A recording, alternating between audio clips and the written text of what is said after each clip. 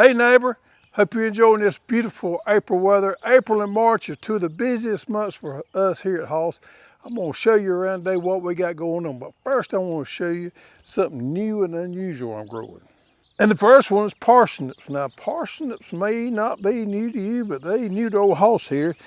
We just never grown them before, but I'm trying something new this year, and I'm growing these parsnips. Got a really good stand here and got good foliage on them. They looking nice and healthy.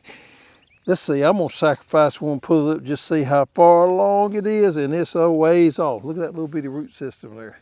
So we're still a ways off on these right here, but they looking pretty. I'm excited about it. In my 60 years of life, I don't know that I've ever eaten a parsnip, but that's about to change. And I can promise you, you've probably never heard of this one. This is celeriac. It's like celery, but it's celeriac. Looks like celery at the top, and it is a cousin. But what's interesting about it is the root system here. That's what you actually consume here. This root system gets about the size of a rutabaga, and you eat that. Make stews and soups out of it. This is grown over in the Netherlands, a lot over in Europe. They love it because they use it all during winter time to make all kind of dishes out of. I'm going to try it for my first time. I've seen it grown in the Netherlands, never ate any of it, but we're growing some. It's looking good. I'd say those root systems there are probably about the size of a baseball. They'll probably end up be about the size of a softball when we harvest them. Shouldn't be too much longer. Now this is something that's probably not new. It's not new to me, but I love growing its feverfew.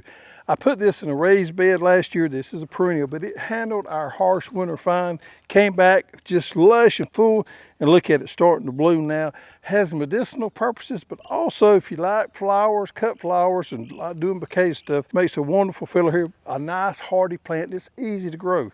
And look here, folks, right here is some trialing we're doing on some varieties. We're really interested this year in some dwarf varieties. We got two varieties right here. We got more than that, but we got two varieties right here that we're trialing out that's new to us.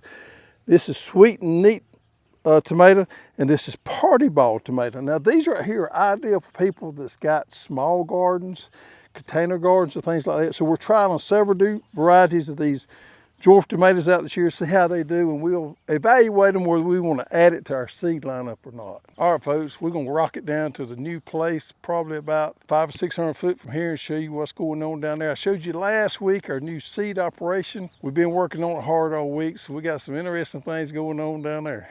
What we're doing today is we're taking this skyscraper bale, and we're going to put it in here in just a little bit. We're going to crank this thing up. So we did a dry run yesterday with some trays down through it. Today we're actually putting seeds in there, and we're going to run the seeds through there and get everything rocking and rolling, make sure it's picking them up, laying them out right and everything. Few things that I got to do that we didn't think about. This hopper here is one to push over me, kind of perlite on top of our trays. I didn't notice there's no tray underneath here. So we got to get a tray built underneath here so the excess falls down through there. We pull it out and it goes in the top. Also, this machine didn't come with a chute. I went to Harbor Freight, got a tarp, made us a makeshift chute here so we can get this thing up and going before Abby has to go back. But now I got to get a sheet metal guy here to build us a chute here. We'll go ahead and build it out of something like sheet metal here. I'm thinking to myself, this will serve the purpose of getting the pot and soil down into the tray filler, but it's going to help a lot control this dust. So with any of these projects like this right here, there's some unforeseen things that you just don't know we're having to work through. If I made one trip to town yesterday, I must have made 5 or 6 trying to pick up a little bitty stuff.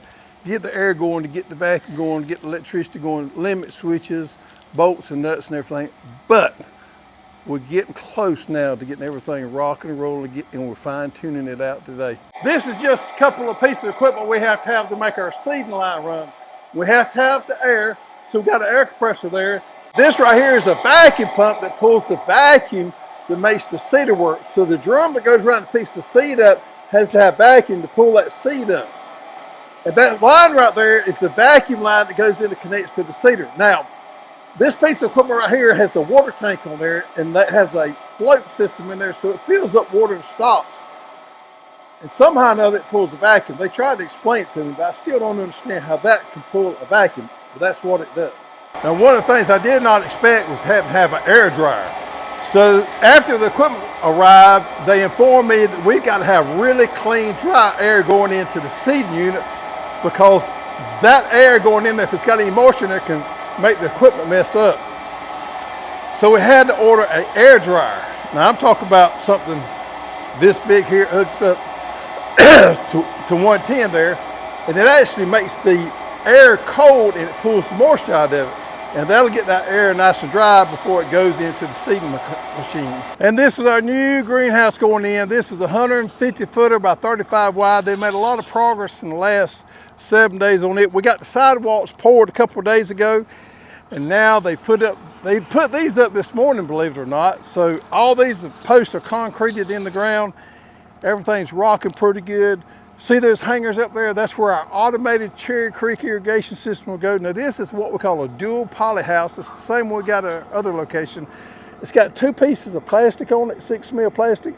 It's got an air blower inside, so it blows the layer of air inside there that insulates, and they got those 2 pieces of plastic on the outside to help, you know, control the temperature a little bit, kind of like insulation. But this hanger here will be up in a few days. It'll probably take us couple of months maybe to get everything operational. We got to add water, we got to put holding tanks in here, we got to run our electricity and all that, but we're working on it. Our goal is by the 1st of August to have everything up and going, including this greenhouse. We're putting another one up next door there probably this fall here. Now you may notice here we have to build these greenhouses extremely level, just like you would a concrete pad. Now back in the day when we leveled something up, we had to pull strings across from one side to the other to get everything level. But I want to show you, and you may be aware, may not be aware of some new technology that makes this job so much easier. A lot of people fuss about technology, I do sometimes too, but this piece of equipment right here has made life so much easier for anybody doing any construction project. This is a laser leveler. See that piece of equipment up there? It has a laser. You set the other part up and it talks to one another and it moves this equipment, hooks up to the hydraulic system to the tractor, and it moves it. So all you have to do is drive the tractor. The computer system, the laser does everything else. This is what we use to do all of our slabs with, to do anything we need to level up, is this laser system right here. This belongs to my nephew, Mark. He's in the construction business. He does all our pad work for us. He can roll in here in just a matter of hours. It's absolutely amazing. Run this piece of equipment there and get it picture perfect. You know, back in the day, we had to run them strings. We'd move them a foot at a time. We'd shovel out and everything. It was painstaking. And to be honest with you, this does so much better job than we used to have to do back in the day here. So laser levels, great inventions. These things have been around for quite a while. They're getting real popular right now.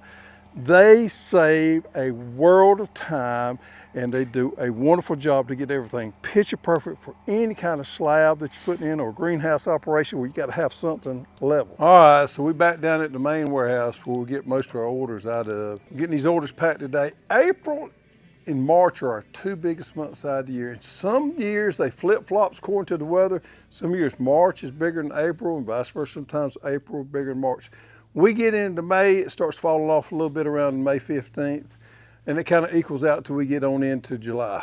But we're getting some orders out here today. And of course, we're separating them out. These right here go FedEx, and these over here go USPS. Now, let's go to the cooler and show you something interesting. We just got a shipment in this morning. We've been waiting on for weeks, project we've been working on since last year. And only a couple people here know that it came in this morning, so it's going to be a big surprise to most people here. Boxes got dinged up a little bit. This product comes out of the UK. Now, we've sold seed tape for quite a while now, and the seed tape is a wonderful, wonderful product. Along with the manufacturer over in the UK, we put together a new product that's going to be going in our House Gardening Club box, our subscription box, that I am excited about. And I'm going to show little Keri. Little Keri is our project manager for our subscription boxes. She don't know these came in, but I'm going to show you in a little bit how we're going to use these things. This right here is a seed disc. It's got these seeds impregnated into the disc here. We've got some pots and everything that we're going to use for these to go in, but these are going to be ideal for people who want to grow culinary herbs for their kitchen garden, where they can just put these discs in there. It's got the seeds already spaced out in there. We've got several different ones here. Cilantro, this one's cilantro here. We've got basil, we've got oregano. I don't even know how many there are, but several of them. But this disc here is just going to fit there. It's going to make it easy peasy for growing your culinary herbs. All right, ladies and gentlemen, in case you hadn't been introduced to her, this is one we call Little Keri. She's in charge of our House Gardening Club subscription box, and she's actually working on it. If you don't know what it is, Well, the Haas Gardening Club is something special we got going on. So right now I'm working on a small sprouts box. So the small sprouts is one of the 3 tiers we have. So we have seeds of the month, which you get 4 seed packets. Small sprouts, you get seeds and supplies. And then heavy harvesters is for the bigger gardeners who want to grow more. Yeah. So same thing, just in larger quantities. Right now we're working on maize box. This is the small sprouts. Yes, this is going to be small sprouts. And this is maize box, which is all about gardening. So you're getting a sneak peek here. Yeah. Sneak peek. All right, so let's talk. I don't know about all these. You can talk about some. So in here, you're going to get seeds. You get super bee Phacelia, folks. If you don't know what this is, it's the best honeybee attractor ever out there. It grows best in springtime and fall. I've had it overwinter all the way to 20 degrees. It is a wonderful crop. You can also use it as a filler in your bouquets. And then we got Vincent Choice Sunflower. This is a newer sunflower that we added this year. What's unusual about this one is it grows at a 45-degree angle. A lot of your sunflowers will follow the sun during the day and they'll have angles on them. This particular one is wonderful bouquets because it keeps that, it's like a Cooper head there, don't it? Keeps that 45-degree angle there. Of course, Benary Giant Zinnia Mix, which is the staple on zinnias right here. This one's got really good strong stem, perfect color, Benary Giant. And I'm gonna cover this one, I'm gonna let you get the last 2. Paradise Tall Mix Coneflower right here. Beautiful flowers. Mama Hoss has some of these in her garden. They are beautiful. Well, I have a fun fact for you. So these are really good for pollinators, but if you let the flowers, when they go to head, dry out, they're actually really good for your birds too. Got to feed the birds. So then we also have the, oh Lord help me with this name, green gold purpleum? Yeah, sounds good to me. So this is actually gonna be really good for your greenery and your bouquets, but the little yellow flowers it has will actually be really good for your pollinators as well.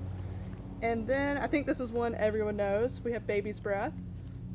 I don't really know much about it. It makes a really good filler. It's easy to grow, makes a really good filler. It's got that white color to it that everybody loves. So I think that's just the classic. You have the yeah. So then we also have, these are really cool. They're bee cups. So bee cups are made by a small business in Texas. So they're all handmade. So they are ceramic little cups that are coated with a UV glaze right here for bees. And they catch water and it gives a place for your pollinators to have something to drink. So hummingbirds, butterflies, moths, probably the ones you don't want, your wasp and stuff like that can drink out of them too. Well, you know, wasps eat aphids and stuff. So they're actually considered a beneficial insect, although they do sting us sometimes. We don't like that. And this has got something that the bees like or something other. It's got a color or something to it. Yeah, the UV glaze, that's right there on the inside. Okay. That's, they call it their bee vision glaze. Bee vision. Did you know bees had vision? So they have much more like receptacles on their eyes. Now this is a product we do not sell. This is only available through the subscription box. So we've got that. And of course, every month you get the wonderful, let's call it a catalog, or what do you call this? I call it a magazine. Magazine. You get a nice little magazine in there. And it has all, now Keri's the one that did this, but I'm gonna go ahead and tell you what I'm excited about.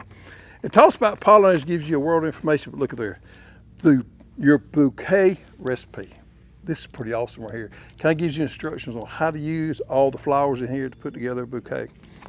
Well, also I want to highlight, we do have, so every month we try to feature a different influencer that you might know, someone you might follow. So this month is the Blue Barndo. They're not as big as some of the other people, but they do have the Tiny Gardener who unboxes every month, which is her daughter, and I think it's pretty cute. Yep. And we can't forget the sticker you get every month. Everybody loves stickers, including. So this month just says friends to pollinators. So because we like to be their friends, they help us out. So this sneak peek into next month's box, and the only way you can get this is to be a subscriber. If you like gardening, you like a little surprise every now and then, this is perfect for you because you get good, useful stuff, a lot more value than what you pay for. And you get it every month, and it's just like Christmas. You get something unusual every month. I got a surprise for you. Yep.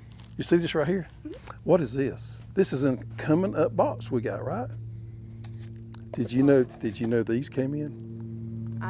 Camera ruined. Oh, did he? He told you they came in. These came in this morning. I thought I had a surprise for you.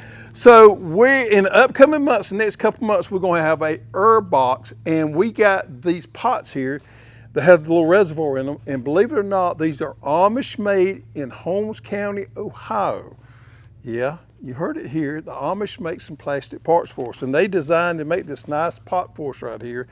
And these discs, these herb discs, we're gonna send you the soil with them, where they're gonna be in here where you can put them in there and grow all your own herbs in these pots right here. I'm excited about this one. This is something we've been working on for quite a while here. So it's all coming together. So folks, there you have it. We got a subscription box. We got orders getting out. We got new construction coming along. It's a busy time of the month. But look here, folks, we still are having mighty big drought here in South Georgia, and some of our neighbors have huge wildfires just to the east of us over there. There have been some counties evacuated over there, so keep us in your prayers. We need rain down here, and keep our neighbors in prayer. Some of them have lost their belongings. Some people have lost their houses. Entire county has been evacuated there. I don't think there's been no loss of life yet, which is a blessing, but keep us in your prayers. Send us some rain.